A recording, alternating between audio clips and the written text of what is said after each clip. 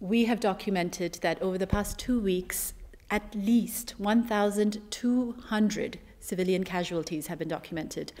This includes people who were injured and people who have been killed. We have documented that there has just been a monstrous disregard for civilian life and infrastructure. Medical facilities have been annihilated, basically. The situation is going from bad to worse. Civilians have been trapped in eastern Ghouta for 5 years now, and now they're being pummeled.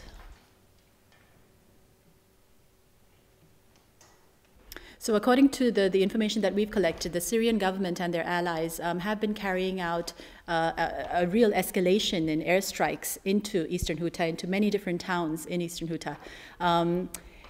They have hit a lot of residential areas in particular and medical infrastructure.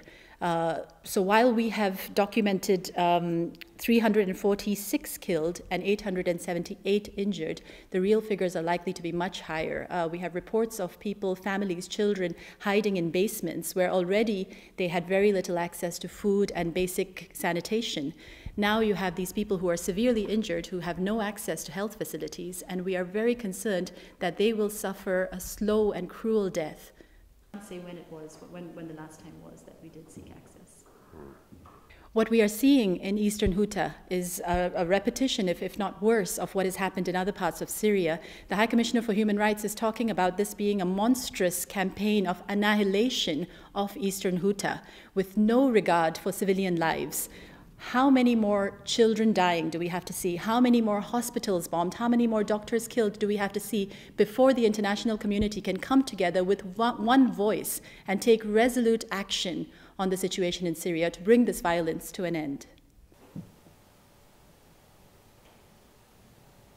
A lot of what is going on in eastern Ghouta and in other parts of Syria may constitute war crimes. Intentionally targeting hospitals, medical facilities may constitute a war crime. Preventing civilians from getting access to basic health care that they need in these situations may constitute a war crime.